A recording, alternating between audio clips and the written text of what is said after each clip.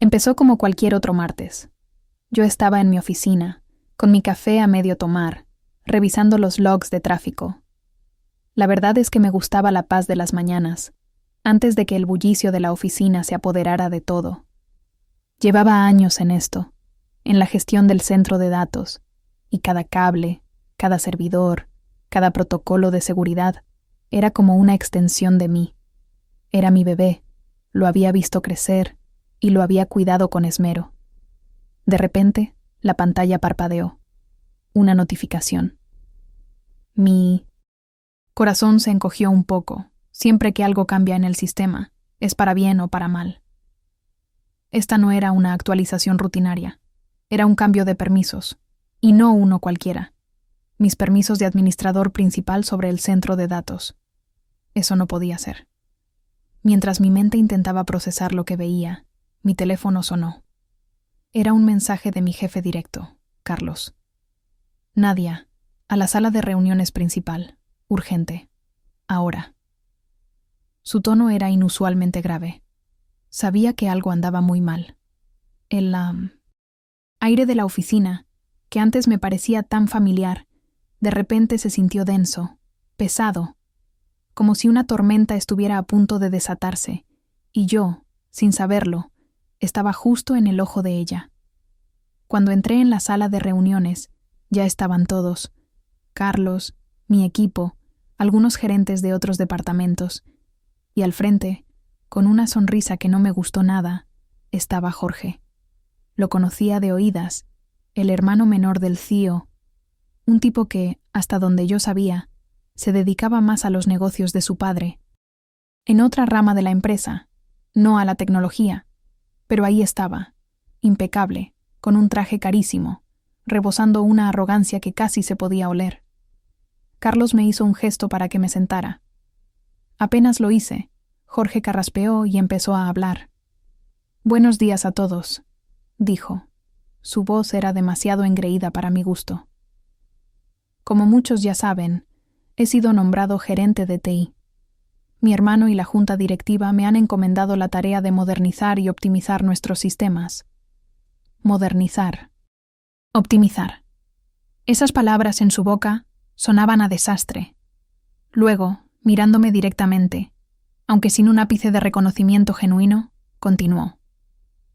Nuestros sistemas actuales, aunque funcionales, son anticuados. Necesitamos un enfoque más ágil, más innovador. Por eso mi primer paso será desmantelar la estructura actual del centro de datos y reconstruirla desde cero con tecnologías de punta. Me quedé helada. Desmantelar.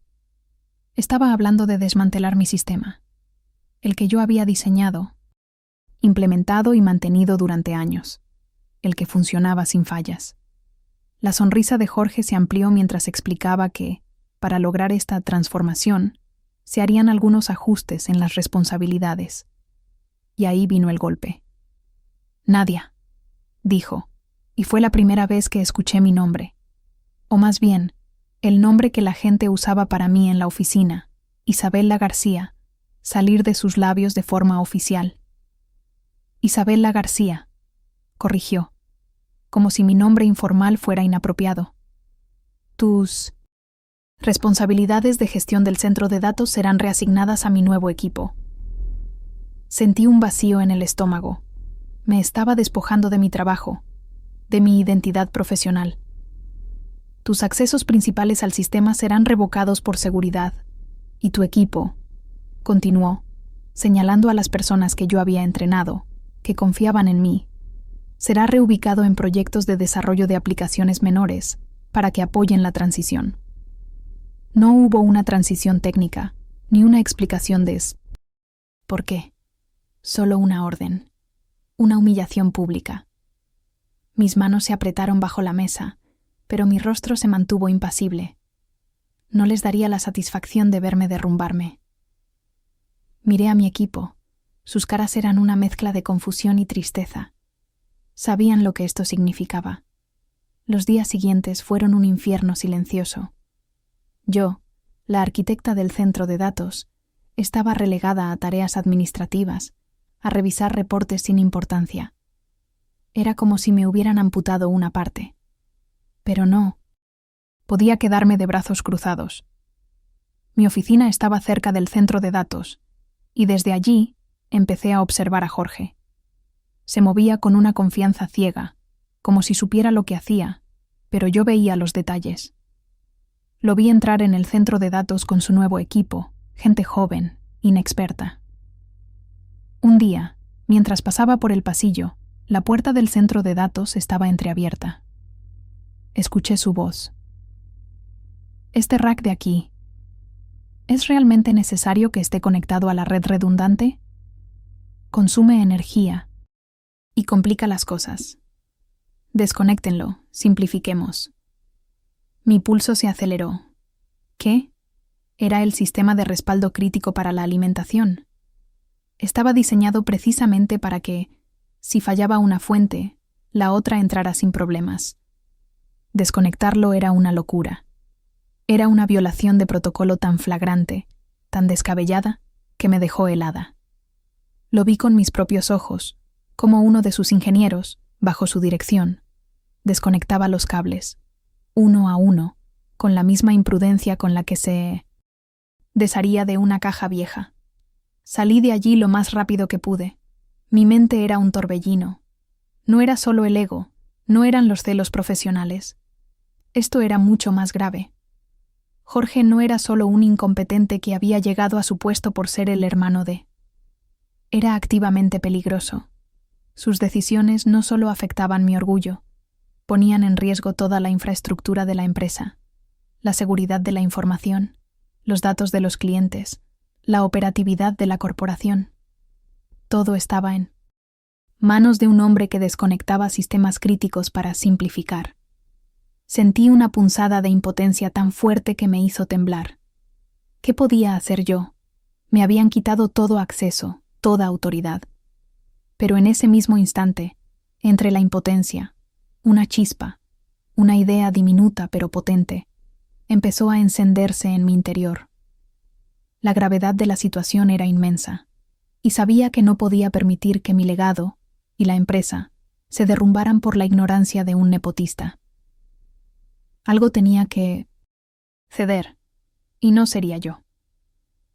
Esa noche no pude dormir. Me encontré en mi pequeño departamento de la Ciudad de México, con una taza de café que se había enfriado hace horas. La tenía en la mano, pero ni siquiera me la llevaba a la boca. La cabeza me daba vueltas, y el cansancio era físico, pero mi mente no paraba.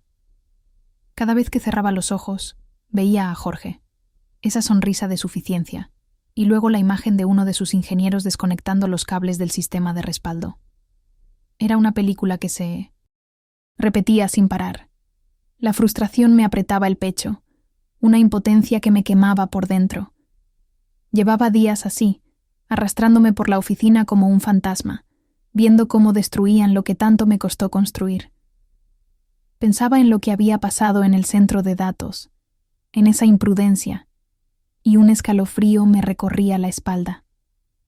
No era solo que me hubieran quitado mi puesto, era que estaban jugando con fuego, y la empresa entera iba a arder. Fue como si los años pasaran frente a mis ojos en un parpadeo. Recordé cuando llegué a la empresa, una chica con más ganas que experiencia, pero dispuesta a aprenderlo todo. Ese centro de datos era un desastre entonces. Cables por todas partes, sistemas parcheados, una pesadilla. Me pasé noches enteras ahí. A veces dormía en la oficina, solo para asegurarme de que todo funcionara. Los fines de semana, mientras mis amigos se iban de fiesta o a la playa, yo estaba en algún rincón del centro de datos, optimizando un servidor, configurando un router, tendiendo un cable con la precisión de un cirujano. Cada mejora, cada nuevo protocolo de seguridad, era un logro personal. Era mi orgullo. No era solo un trabajo, era mi vida, mi propósito. Lo construí desde cero, pieza a pieza, hasta convertirlo en el sistema robusto y eficiente que era hoy. Sin fallas, sin incidentes mayores en años. Todo gracias a ese sacrificio, a ese esfuerzo. No había un rincón de ese centro de datos que yo no conociera, No había un solo código que no entendiera. Me esforcé por ser la mejor. Obtuve certificaciones que casi nadie tenía en el país. Pasé exámenes infernales. Me leí manuales de miles de páginas. Cuando había un problema complejo, uno de esos que nadie más podía resolver, siempre venían a buscarme. Recuerdo una vez que tuvimos una falla masiva en la red principal, y en cuestión de horas, yo ya había identificado el punto de origen y diseñado una solución de contingencia que evitó un colapso total. Mi capacidad para anticipar fallas, para ver los riesgos antes de que aparecieran, era algo que había cultivado con años de experiencia y dedicación. Diseñaba soluciones robustas, a prueba de todo. Sabía que era una de las mejores, si no la mejor, en lo que hacía dentro de la empresa. Esa pasión, ese orgullo por mi trabajo, ahora estaba pisoteado por una persona que no tenía ni idea de lo que hablaba. Y todo eso, ¿para qué? ¿Para que un tipo con un apellido bonito llegara y lo deshiciera en un par de días? Pensé en los sacrificios personales. ¿Cuántas relaciones se quedaron en el camino porque mi prioridad era el trabajo? ¿Cuántos pasatiempos que amaba tuve que abandonar? Vacaciones canceladas a última hora porque había una emergencia en el centro de datos y yo era la única que podía resolverla. Mis amigos me decían que me tomara un descanso, que me relajara, pero yo sentía una responsabilidad enorme. La estabilidad de la empresa, su éxito, dependía en gran parte de que ese centro de datos funcionara a la perfección. Yo lo veía como una extensión de mí misma, como si la salud del sistema fuera mi propia salud. Era una parte fundamental de mi identidad, y ahora me habían arrancado esa parte de mí, sin miramientos, sin justificación.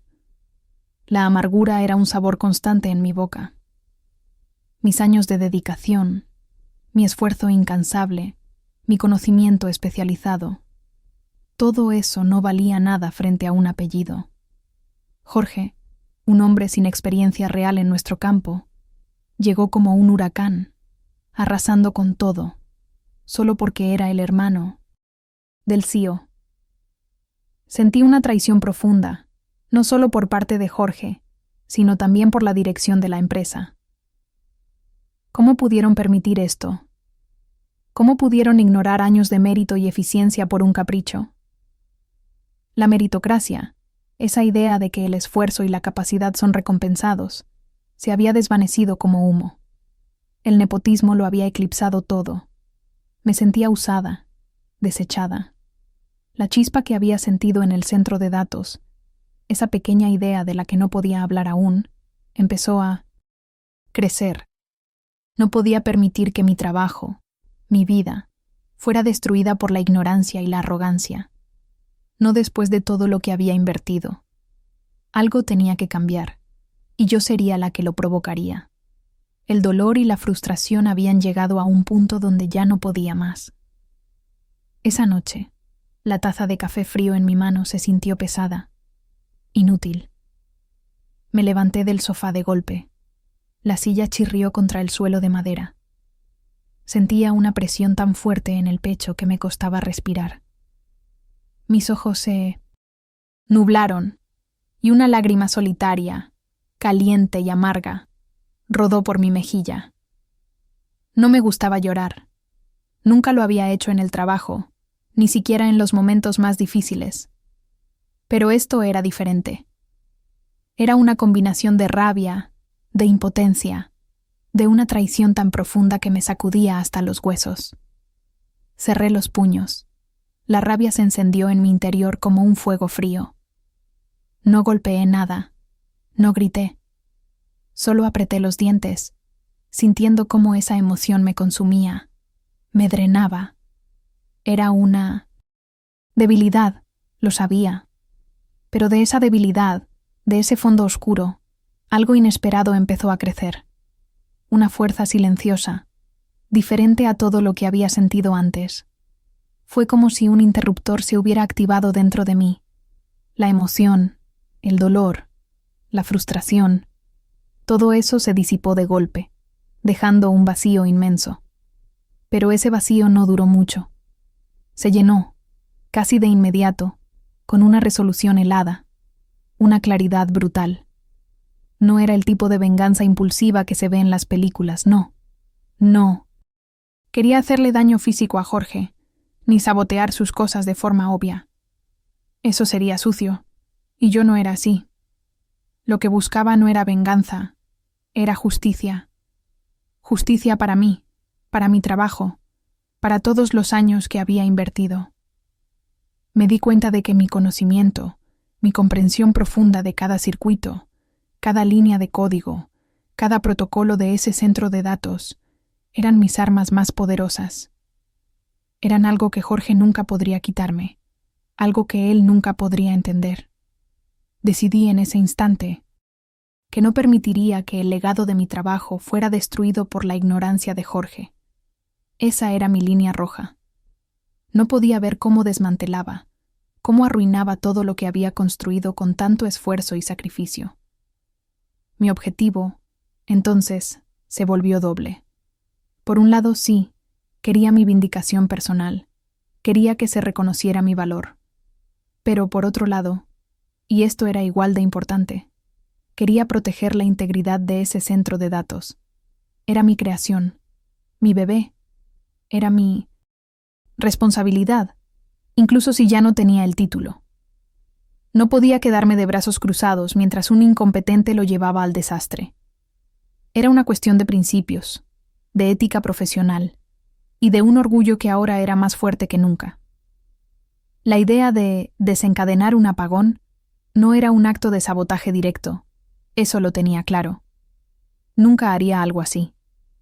Pero mi mente, entrenada para anticipar fallas y diseñar soluciones robustas, empezó a trabajar de una manera diferente. Empecé a ver el sistema, el que yo misma había diseñado, como una entidad inteligente. Los protocolos de seguridad que había implementado eran tan robustos, tan interconectados, que si se ignoraban o se manipulaban de forma imprudente, inevitablemente llevarían al sistema a un estado de autoconservación. Pensé en los sistemas de respaldo, en los sensores de temperatura, en los cortafuegos automáticos. Eran salvaguardas. Si Jorge los ignoraba, si los desactivaba para simplificar o ahorrar energía, el sistema no tendría más remedio que protegerse a sí mismo. Y esa protección, en un escenario extremo, significaría un apagón preventivo. No sería yo quien lo causaría. Sería Jorge, con su propia ignorancia, quien lo activaría. Me puse de pie. Mi cuerpo se sentía ligero, a pesar de la noche sin dormir. Mi postura era más erguida, mis hombros hacia atrás. Mis ojos, que antes estaban llenos de cansancio y tristeza, ahora estaban enfocados, con una determinación gélida que me sorprendió a mí misma. Había cruzado un umbral. El juego había cambiado por completo. Ya no era la ingeniera humillada, la víctima del nepotismo. Ahora era la estratega. Había decidido usar mi inteligencia, mi conocimiento, mi capacidad de anticipación, como mis armas. No iba a confrontar la arrogancia de Jorge con quejas o ruegos. La iba a enfrentar con la lógica implacable de los sistemas que yo misma había creado. La venganza, o mejor dicho, la justicia, sería un plato que se serviría frío, con una estrategia impecable y con la propia ignorancia de Jorge como su principal ingrediente.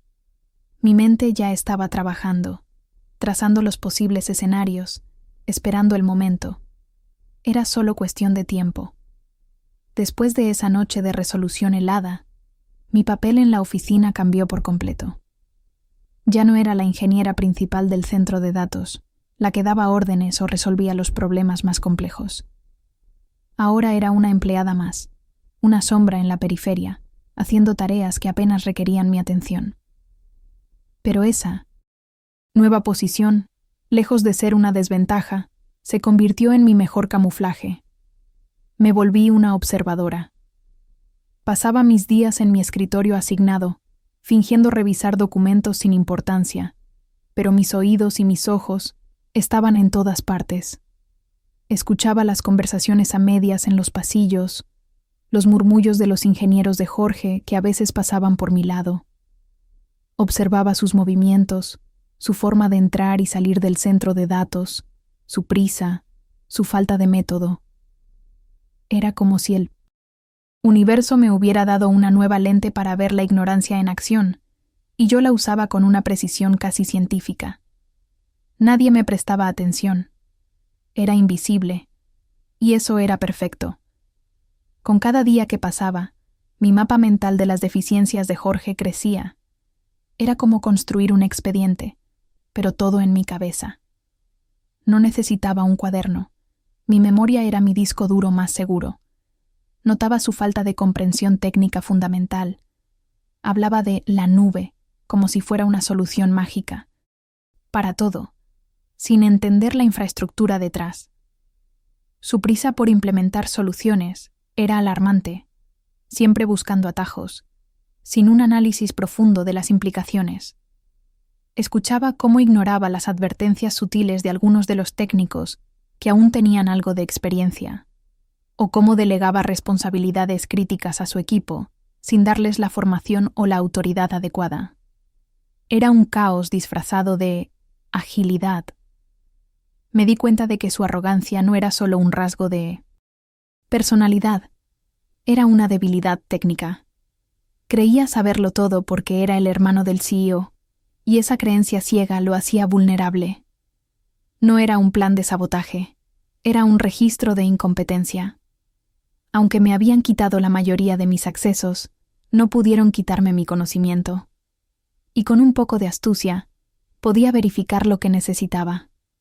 Había un viejo terminal en un rincón de mi antigua área, uno que nadie usaba y que, sorprendentemente, aún tenía acceso a ciertos logs de monitoreo de bajo nivel, esos que solo muestran el estado general y que no se consideraban críticos para revocar. Cada mañana, antes de que el bullicio empezara, me acercaba a buscar algo y echaba un vistazo rápido.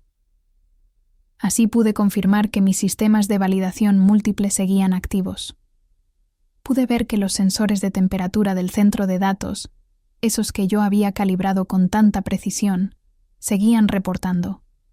Incluso, en una ocasión, logré hablar con un antiguo colega, Juan, mientras tomábamos café. Le pregunté casualmente, ¿cómo va el sistema de redundancia de energía, Juan? ¿Sigue todo en orden?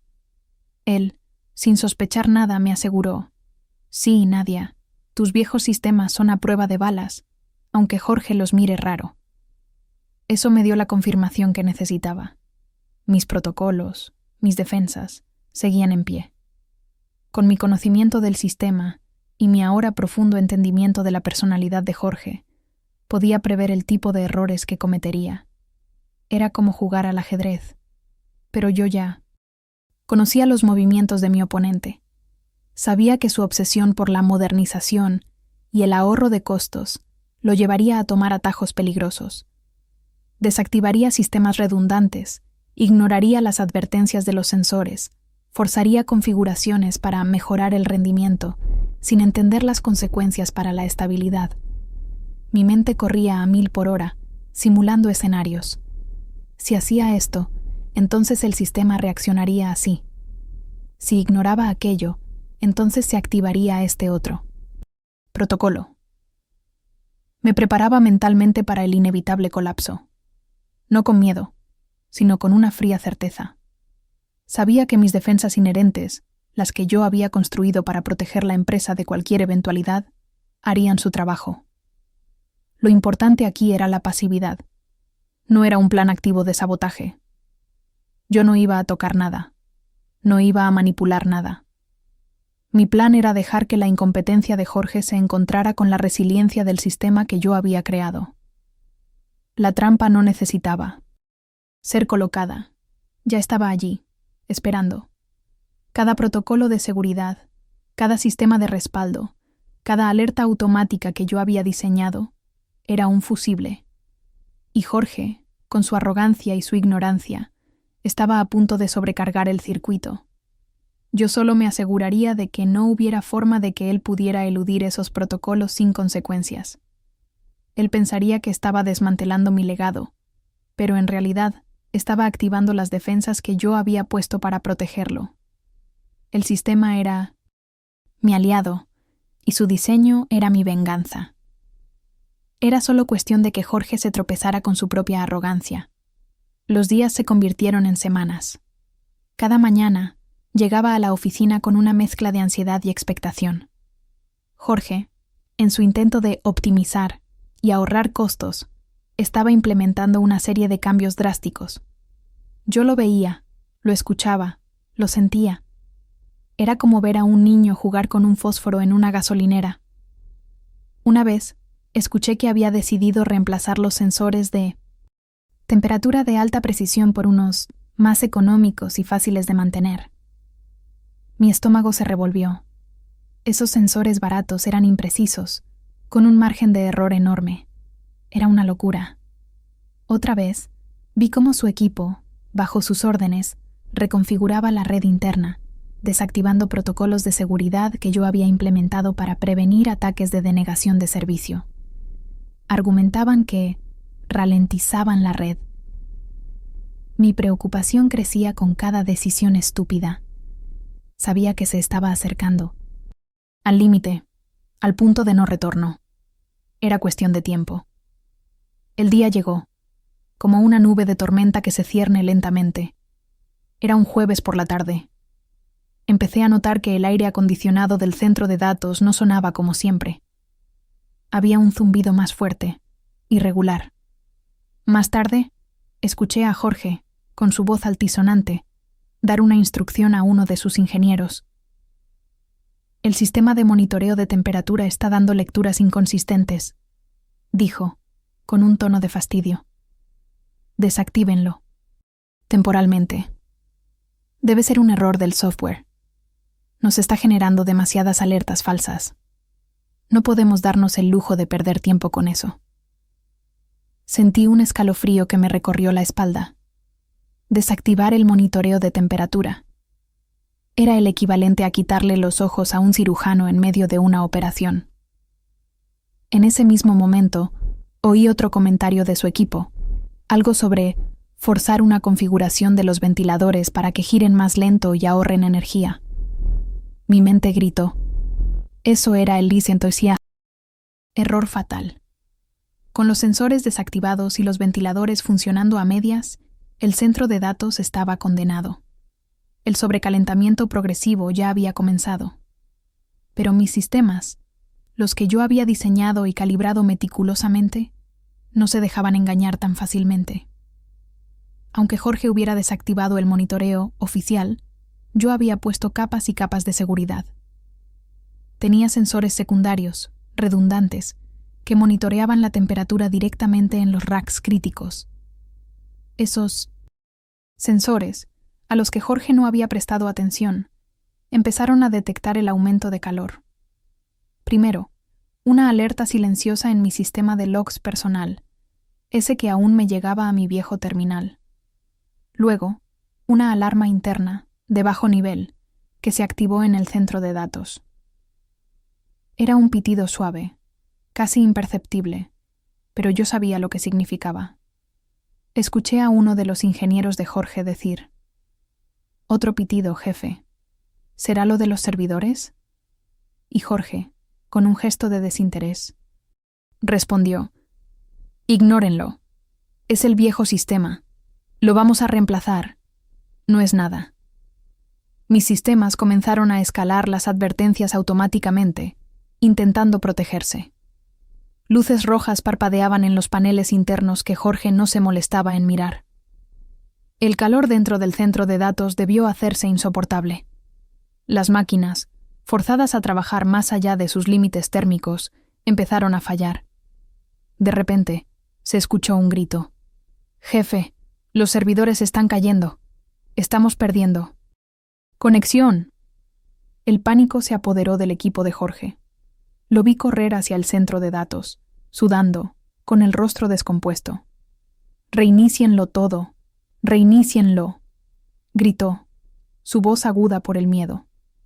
Quería hacer un reinicio forzado, una acción brusca que, En un sistema en sobrecalentamiento, era lo peor que podía hacer. Era como intentar apagar un fuego echándole gasolina. Pero yo había previsto eso. Mis generadores de respaldo de emergencia, esos que se activaban cuando la red principal fallaba, para asegurar una transición suave, tenían un protocolo de seguridad que yo había implementado. Si detectaban una falla masiva por sobrecalentamiento y un intento de reinicio forzado no autorizado, se bloqueaban automáticamente. Era una medida para prevenir daños catastróficos a los equipos. Era la autoconservación del sistema. Y así fue. Jorge intentó forzar el reinicio. Escuché un zumbido, un clic metálico y luego un silencio. Los generadores no respondieron. Se habían bloqueado. Mis sistemas habían hecho su trabajo. Incapaz de gestionar el sobrecalentamiento y con los generadores de respaldo de emergencia bloqueados por seguridad, el centro de datos no tuvo otra opción. El apagado de emergencia se inició. Fue un colapso silencioso al principio. Uno a uno, los servidores empezaron a apagarse. Los discos duros dejaron de girar. Las luces verdes de los indicadores se extinguieron. Luego, las luces principales del centro de datos parpadearon 1, 2, 3 veces, y finalmente se fueron. La oscuridad se apoderó de la sala. Y entonces, el silencio ominoso se rompió. «No, no puede ser», gritó Jorge, su voz resonando en el vacío. Los gritos de pánico de su equipo se unieron a la cacofonía. Media empresa se quedó sin servicios. Los teléfonos en mi escritorio empezaron a sonar como locos, la gente corriendo por los pasillos, las pantallas de los ordenadores de la oficina se quedaron en negro. Yo, desde mi humilde puesto, mi pantalla aún encendida con los logs de mi viejo terminal, vi las notificaciones del apagón masivo. Una mueca sutil y contenida, casi imperceptible, cruzó mi rostro. La venganza, o más bien, la justicia, había comenzado. Y era solo el principio. El caos fue total. No fue un simple apagón de luz en la oficina, no. Fue un colapso sistémico. Apenas las luces del centro de datos parpadearon por última vez, toda la empresa se vino abajo. Los teléfonos dejaron de funcionar. Los sistemas de ventas se congelaron. Las pantallas de los ordenadores se quedaron en negro. Los sitios web corporativos, que antes mostraban nuestra cara al mundo, ahora mostraban un error 404. Era como si hubieran arrancado la médula espinal de la compañía. La gente corría por los pasillos. Los gritos de «¡No tenemos sistema!» se escuchaban por todas partes. Los gerentes, que un momento antes estaban en sus reuniones, salieron de sus oficinas con caras de pánico, intentando usar sus celulares personales para contactar a alguien, cualquiera. La productividad se detuvo por completo. Cada minuto que pasaba, la empresa perdía dinero, reputación, clientes. El impacto económico era incalculable, y el operativo, una pesadilla. Yo, desde mi rincón, observaba. Mi pantalla, alimentada por una batería de respaldo de mi portátil, seguía mostrando los logs silenciosos del desastre. Una calma extraña me invadía, una calma que contrastaba brutalmente con el pandemonio a mi alrededor. Era como ver una película, y yo ya sabía el final. Jorge estaba completamente superado. Lo vi correr de un lado a otro, su traje impecable ahora arrugado y manchado de sudor. Sus explicaciones eran un galimatías de palabras técnicas mal usadas y culpas externas. Fue un error de software, una falla inesperada en el suministro eléctrico. Los servidores antiguos no lo soportaron, decía, intentando culpar a cualquier cosa menos a sí mismo. Sus ojos, antes llenos de arrogancia, ahora mostraban un pánico desesperado. Intentaba dar órdenes, pero nadie le hacía caso. Sus ingenieros, esos que había traído y que se veían tan perdidos como él, empezaron a levantar la voz, no directamente a él, pero sí entre ellos. Escuché a uno susurrar a otro. «Te lo dije, jefe, Esos sensores baratos no servían, y desconectarlo de la redundancia. Otro respondió. Ignoró todas las advertencias. Esto iba a pasar tarde o temprano. Su ineptitud era tan evidente, tan descarada, que hasta el más novato podía verla. Ya no había sonrisas de suficiencia, solo caras de derrota y miedo. Era inevitable que se convocara una junta de crisis. Me enteré por los murmullos y el ir y venir frenético de los asistentes del CEO. La sala de reuniones principal, la misma donde Jorge me había despojado de mis responsabilidades, ahora era el epicentro de la desesperación. El CEO, la junta directiva y, por supuesto, Jorge, estaban allí. Me imaginaba la escena. El CEO, un hombre que rara vez perdía la compostura, ahora estaría furioso. La presión en esa sala debía ser inmensa. Horas después, cuando la junta se disolvió temporalmente, escuché fragmentos de conversaciones. No tiene ni idea de cómo arreglarlo. El experto que trajo está igual de perdido. Esto nos va a costar millones. La voz de Jorge se oía, quebrada, intentando defenderse, pero sin ofrecer ninguna solución real. Sus excusas ya no eran creíbles. Era como un castillo de naipes derrumbándose. Fue entonces cuando la escuché. Una voz, no muy alta, pero clara, que se abrió paso entre el pánico general. No. Era el CEO, ni un miembro de la junta. Era la voz de Elena, la jefa de operaciones, una mujer con muchos años en la empresa, que me conocía bien. Con todo respeto, señor CEO, dijo. Su voz resonaba en el pasillo. Quizás deberíamos consultar a la única persona que realmente conocía este sistema de adentro hacia afuera. Hubo un silencio pesado. Luego, Elena continuó, con un tono más firme. Necesitamos a Isabela García. El nombre, mi nombre formal, resurgiendo entre el caos como un eco de la verdad que habían ignorado.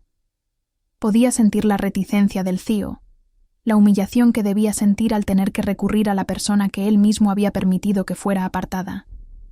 Pero la desesperación es un gran motivador. Escuché un suspiro, que la busquen, de parte del CEO. La ironía era tan dulce que casi me hizo sonreír. Mi teléfono personal, ese que rara vez sonaba por motivos de trabajo fuera de mi horario, vibró con fuerza. Era un número desconocido. Contesté. Isabela. ¿García? Dijo una voz tensa, casi desesperada. Era la asistente personal del CEO. Su tono era de alguien al borde del colapso. El señor CEO necesita que venga a la oficina. Urgente. Ahora mismo. El centro de datos es un desastre. Necesitamos su ayuda. Él le pide por favor que venga. Una pausa. Es el único que puede arreglar esto, Isabela García. La ironía era palpable, casi ridícula. Hacía unas semanas me habían quitado mis accesos, me habían relegado, me habían humillado. Y ahora, en medio del caos que ellos mismos habían creado, venían a rogarme. Mi corazón dio un vuelco, no de miedo, sino de una satisfacción fría y contenida. La justicia, aunque tardía, estaba llamando a mi puerta. Y yo, Isabela García, estaba lista para responder. La llamada del CEO había sido el pistoletazo de salida. Colgué el teléfono y me vestí con una calma que no sentía. La ironía de la situación era tan grande que casi me ahogaba. Hacía apenas unas semanas me habían echado a un lado como si fuera un mueble viejo. Y ahora, el mismo hombre que lo había permitido, me suplicaba que viniera. Cuando llegué a la empresa, la escena era dantesca. La recepción estaba a oscuras, solo con la luz de emergencia. La gente deambulaba como zombis, sus caras iluminadas por las pantallas de sus celulares. El murmullo de pánico era constante. Pero yo, Isabela García, caminé por esos pasillos con una determinación fría, un propósito inquebrantable. Mi mirada estaba fija en el centro de datos. Nadie me detuvo. Nadie me preguntó nada.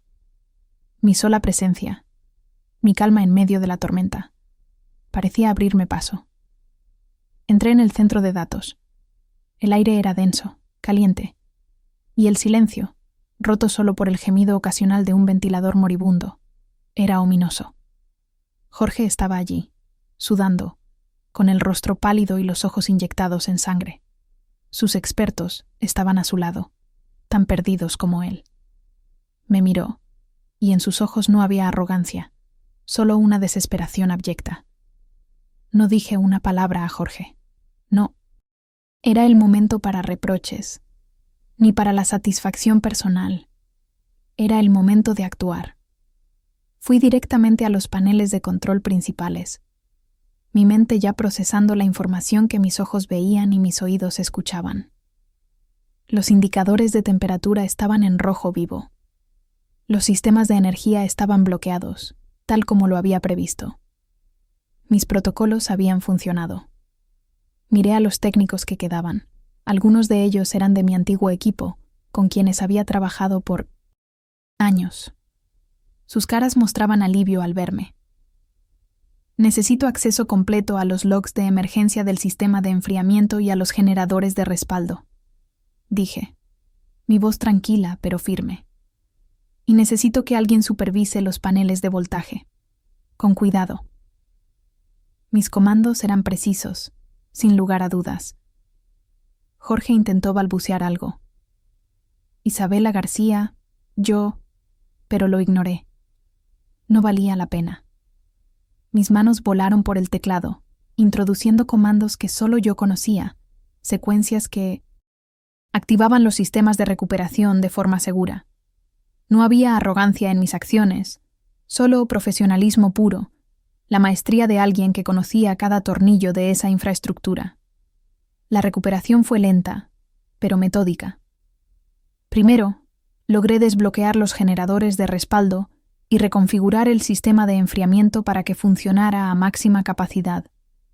El zumbido de los ventiladores, que antes había sido un gemido, ahora era un rugido constante que traía alivio. Poco a poco, los servidores empezaron a responder. Las luces verdes parpadearon de nuevo. El sistema se fue reanimando, como un gigante que vuelve a respirar.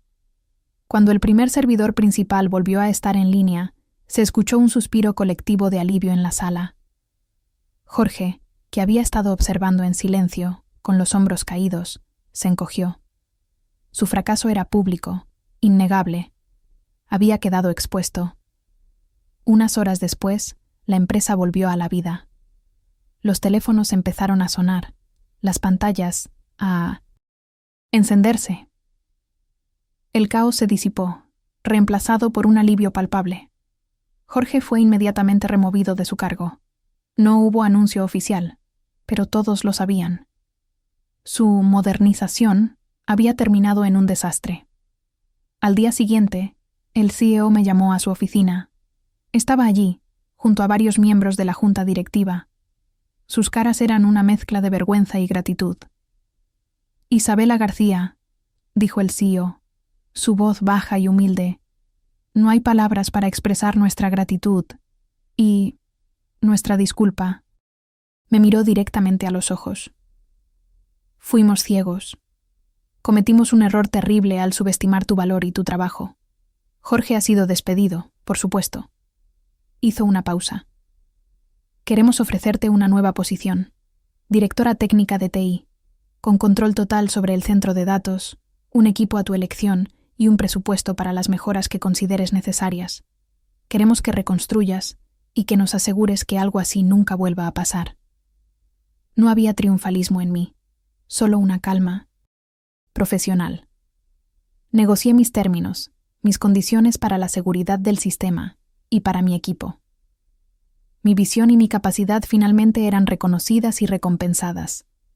Mi carrera no solo se había recuperado, sino que ascendía a nuevas alturas. Ahora estoy aquí, en mi nueva oficina. Es más grande, con una vista increíble de la Ciudad de México, los edificios extendiéndose hasta el horizonte. Tengo una taza de café, esta vez caliente, en mi mano. Recuerdo el café frío de esa noche de insomnio. Miro directamente a la cámara, a ustedes. Me apartaron por no tener apellido, por no ser uno de ellos. Pensaron que mi silencio era debilidad, que mi ausencia significaba el fin. Pero lo que no sabían es que los protocolos que diseñé para proteger la empresa se convirtieron en el sistema que apagó su arrogancia y encendió mi verdad. Esta fue mi historia de Pisean de justicia estratégica. ¿Alguna vez te han subestimado en el trabajo? ¿Has visto cómo el nepotismo destruye el mérito? Comparte tu experiencia en los comentarios. Y no olvides darle like a este video, suscribirte a Café Frío y Venganza y activar la campanita. Porque cada miércoles aquí te demostramos que la venganza es un plato que se sirve, frío y con una estrategia impecable. Nos vemos en la próxima.